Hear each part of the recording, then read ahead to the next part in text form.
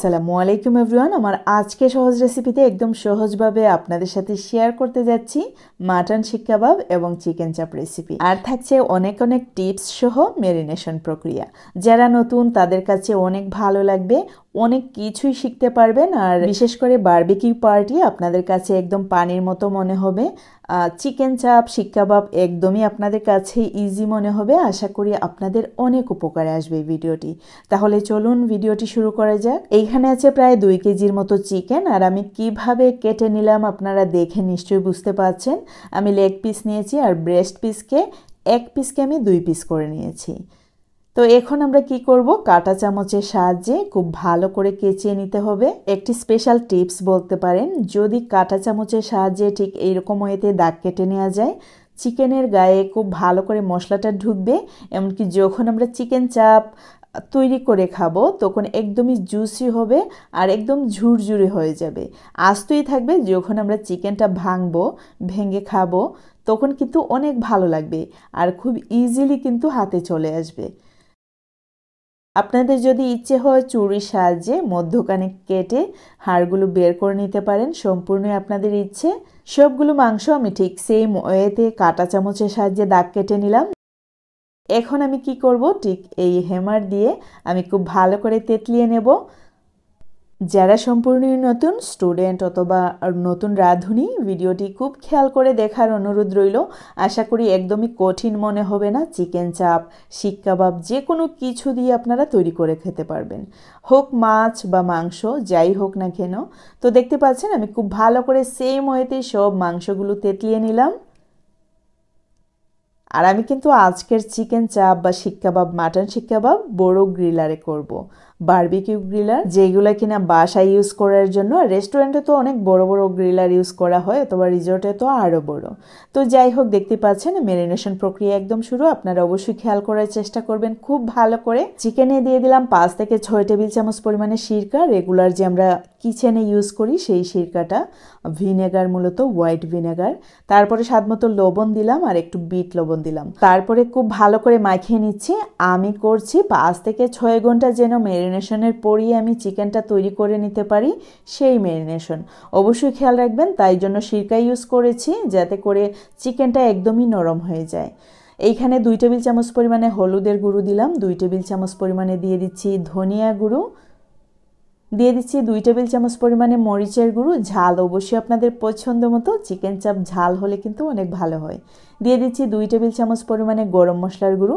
এইখানে আছে জয়ত্রী, জয়ফল, লবঙ্গ, লং, দারচিনি, এলাচি, তেজপাতা এবং জিরে। এইখানে আমি কিন্তু 2 কেজি মাংসের জন্য আমি 2 টেবিল চামচ পরিমাণে গরম মশলার গুঁড়ো ইউজ করেছি। আপনারা যদি 1 কেজি মাংসের করেন তাহলে অবশ্যই 1 টেবিল চামচ পরিমাণে গরম মশলার গুঁড়ো ইউজ করতে হবে। প্রায় 1 কাপ পরিমাণে টক দই ইউজ করলাম। এখন খুব ভালো করে মশলার সাথে চিকেনটাকে মাখিয়ে নিচ্ছি।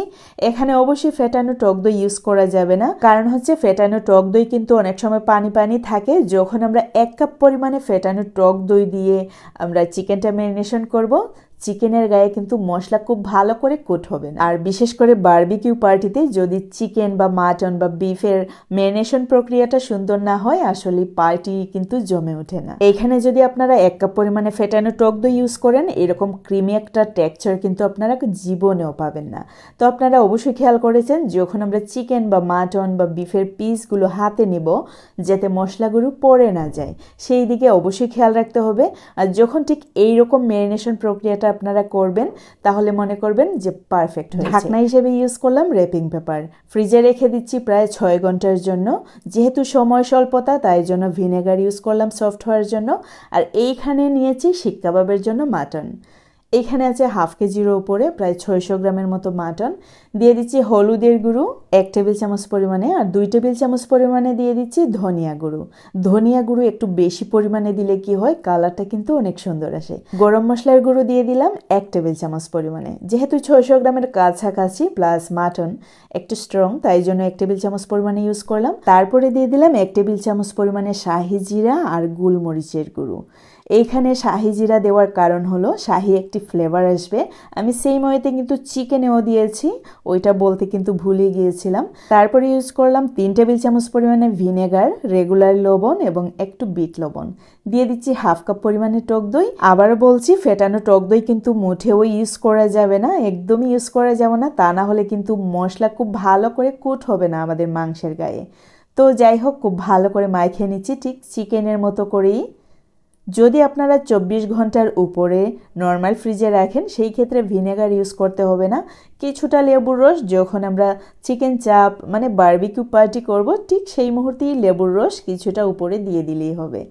ভিনেগার ইউজ করার কোনো দরকার পড়বে না। কিন্তু হাতের কাছে মানে হাতে যদি সময় না থাকে সেই ক্ষেত্রে আমি যেইভাবে ম্যারিনেশনটা করলাম ঠিক সেই ওয়েতে করে নিতে পারেন, তাতে করে স্বাদের কোনো কম বেশ হবে না, অনেক ভালো লাগবে খেতে। সেই ক্ষেত্রে আপনারা পরে কিন্তু লেবুর রস ইউজ না করলেও হবে, যেহেতু আমরা ভিনেগার ইউজ করেছি। এমনিতেই কিন্তু অনেক ভালো ফ্লেভার আসবে, এমনকি খুব তাড়াতাড়ি সিদ্ধ হবে। তো দেখতে পাচ্ছেন আমি কিন্তু ঠিক সেম ওয়েতে এই মাংসটাকেও 5 থেকে 6 ঘন্টার জন্য রেখে দিচ্ছি নর্মাল ফ্রিজে। আর এইখানে যে সরষে তেল, আমি এই মেরিনেশন প্রক্রিয়ায় কিন্তু সরষে তেল ইউজ করি নাই। আমরা কিন্তু যখন আমরা গ্রিলারে দেব চিকেন চাপ বা শিক কাবাব তৈরি করব ঠিক সেই মুহূর্তে আমরা ইউজ করব। এখন রাত 8টা বাজে। আমার মেরিনেশন প্রক্রিয়া কিন্তু দুপুর 1টায় শেষ হয়েছিল। প্রায় 6 থেকে 7 ঘন্টা হয়েছে নর্মাল ফ্রিজে যে আমি রেখে দিয়েছি মাংসগুলো। আর এখন চলছে যে কিভাবে আমরা আগুন ধরাবো সেই চিন্তা। কয়লা ছিল, অনেক কয়লা আছে, এক বস্তা কয়লা, কিন্তু অনেক ছোট ছোট ওরা দিয়েছে, বস্তা খুলে তো আর আনা যায় না, ফুল বস্তা আনা হয়েছে। দেখা গেছে যে অনেক ছোট ছোট কয়লা দিয়েছে, আগুন ধরতে অনেক সময় নিয়েছিল। যাই হোক, আলহামদুলিল্লাহ পারফেক্টলি সবকিছু ওকে হয়ে গেছে। এখন আমরা চিকেন চাপগুলো আগে করে নিচ্ছি, দেখতে পাচ্ছেন। এই রেসিপি আপনারা চুলায় কিন্তু ইজিলি তৈরি করে নিতে পারেন। একদম চুলার আঁচ কমিয়ে দিয়ে কড়াইটাকে 5 থেকে 10 মিনিটের মতো গরম করে নিয়ে সরষে তেল 2 থেকে 3 টেবিল চামচ পরিমাণে কড়াইতে দিয়ে চিকেন চাপগুলো তৈরি করে নিতে পারেন। তেল কমিয়ে বাড়িয়ে দেওয়া সম্পূর্ণই আপনাদের ইচ্ছে। যেহেতু আমরা এই গ্রিলারে করেছি তাই জন্য খুব বেশি যে আহামরি তেলের প্রয়োজন হয়েছে তা কিন্তু না, একটু পরপরই আমরা তেল ব্রাশ করে দিয়েছি। আপনারা দেখে নিশ্চয়ই বুঝতে পারছেন। খুব সাবধানে করে নিতে হবে যেন হাতের মধ্যে তাপ না লাগে, সেই দিকে খেয়াল রাখবেন। এই গ্রিলার সম্পর্কে যদি জানতে চান অবশ্যই কমেন্টস করে আমাকে জানাবেন। আমি ইন ডিটেলস একবারে আনবক্সিং করে আপনাদেরকে দেখাবো। একদম দাম কোথা থেকে আনা হয়েছে, এর দাম কত, আমি সবকিছুই আপনাদেরকে বলবো যদি আপনাদের ইন্টারেস্ট থাকে। একটু পরপরই উল্টিয়ে দিয়ে একটু তেল ব্রাশ করে নিতে হবে। খুব বেশি যে তেল ব্রাশ করতে হবে তা কিন্তু না, মোটামুটি তেল ব্রাশ করে নিতে হবে, যেহেতু আমরা আগে কোনো তেল ইউজ করিনি তাই জন্য। তারপরে আমরা কিছু কিছু মশলাও দিয়ে দিচ্ছি, দেখতে পাচ্ছেন। যেই পাত্রে আমরা ম্যারিনেশন করেছিলাম ওই পাত্র থেকে তুলে তুলে একটি ব্রাশের সাহায্যে আমরা দিয়ে দিচ্ছি। যারা একদমই ফ্রেশ নতুন তারা অবশ্যই খেয়াল করে ভিডিওটি দেখবেন। সেই ওয়েতে আপনারা চুলায় তৈরি করে নিতে পারেন, তাতে ভয়ের কোনো কারণ নেই। একটু পরপর উল্টিয়ে পাল্টিয়ে একটু মশলা দিয়ে এরকম ব্রাশ করে নিলেই হবে। টেনশনের বা ভয়ের কিছু নেই যে আমি চুলায় করলে হবে না, একদম গ্রিলারেই করে নিতে হবে, তা কিন্তু না। এই বারবিকিউ গ্রিলারে চিকেন চাপ বা শিক কাবাব তৈরি করার একটি বিশেষ সুবিধা হলো যখন হয়ে যাবে তখন আমরা এই যে উপরের ঝাড়িতে রেখে দিব, একটু ওয়ার্মে রাখা যায়, তাতে করে আরো পারফেক্টলি সেদ্ধ হয়। এইদিকে চিকেন চাপ কিন্তু অলরেডি হয়ে গেছে, আমরা ওয়ার্মে রেখে দিয়েছি। আর এইখানে শিকের মধ্যে মাটন গিতা হচ্ছে, দেখতে পাচ্ছেন, শিক কাবাবের জন্য। আলহামদুলিল্লাহ সবগুলাই পারফেক্টলি হয়েছিল। প্রথম এইটা গ্রিলার আমরা নতুন কিনেছি, আমাদের প্রথম বারবিকিউ পার্টি বলতে পারেন। অনেক সুস্বাদু হয়েছিল। আপনারা যে বারবিকিউ পার্টি বারবিকিউ মশলা ইউজ করতে হবে তা কিন্তু না, আপনাদের পছন্দ মতো মশলা দিয়ে ম্যারিনেশন করে, তবে অবশ্যই ফেটানো টক দই ইউজ করবেন না, তাহলে পানি পানি হয়ে যাবে। প্রয়োজন হলে ফেটানো টক দইও ইউজ করবেন না, তাও ভালো, যাতে মশলাটা একদম চিকেন বা মাটন বা বিফের গায়ে গায়ে লেগে থাকে সেই দিকে অবশ্যই খেয়াল করবেন। একটু পরপর তেল ব্রাশ করবেন, যে মশলাটুকু লেগেছিল ওই মশলাটুকু কিছুক্ষণ পরপর ব্রাশ করে দিবেন, তাতেই চলবে। আর যদি আরেকটু ভালো করে খেতে চান অবশ্যই একটু টক দই ইউজ করার চেষ্টা করবেন, এর টেস্ট কিন্তু অনেক ভালো আসে। তো যাই হোক, দেখতে পাচ্ছেন আমাদের শিক কাবাবও কিন্তু হয়ে যাচ্ছে। আমি যে বললাম প্রথম, খেয়েছি তো অনেকবার, অনেক রিসোর্টে অনেকবারই যাওয়া হয় বছরে, খাই, দেখি, ভিডিও করি, যদিও আপনাদের সাথে শেয়ার করা হয় না। আর এই গ্রিলারটা মাত্র আমরা এই মার্চে কিনেছি, 2024-এর মার্চ মাস আর কি, 5-6 তারিখ কিনেছি, আর বারবিকিউ পার্টি করেছি 7-8 তারিখ এইরকম হবে আর কি। আর আপনাদের কাছে ভিডিও যাবে 11 তারিখে। আমি 10 তারিখ রাত্রে রেকর্ড করছি, আমার ইচ্ছে আছে 11 তারিখে আপনাদের কাছে পৌঁছে দেওয়ার। কারণ হচ্ছে মার্চের 12 তারিখ থেকেই কিন্তু আমাদের রোজা শুরু। আমার ইচ্ছা রোজার আগের দিনই আপনাদের কাছে এই ভিডিওটি পৌঁছে দেওয়ার। সবকিছু ঠিকঠাক থাকলে ইনশাল্লাহ আপনারা 11 তারিখেই এই ভিডিওটি দেখতে পারবেন।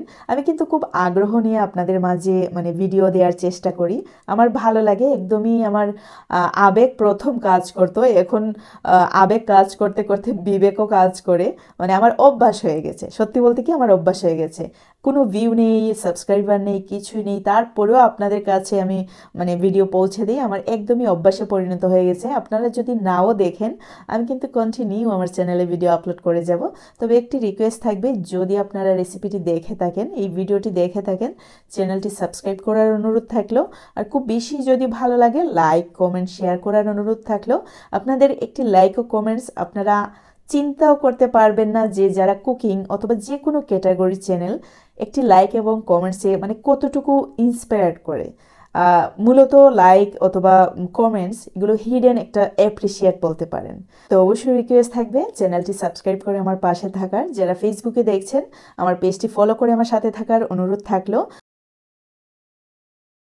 তো দেখতে পেলেন সবকিছু ঠিকঠাক রেডি, আর আমরা একদম রাতের খাবার খেয়ে নিচ্ছি। আমি কিন্তু এই রেসিপিতে কোনো ধরনের সস ইউজ করিনি, আপনাদের যদি ভালো লাগে সস ইউজ করতে পারেন, তবে আমার মনে হয় এইসবে সস ইউজ না করাই বেটার। সত্যি বলতে কি যখন আপনারা খাবেন তখনই কিন্তু লাগিয়ে খেলে ভালো হয়। আমি আমার এক্সপিরিয়েন্স থেকে বলছি, আমার স্বাদ থেকে বলছি, আমার স্বাদ তো আর সবার স্বাদ সমান না।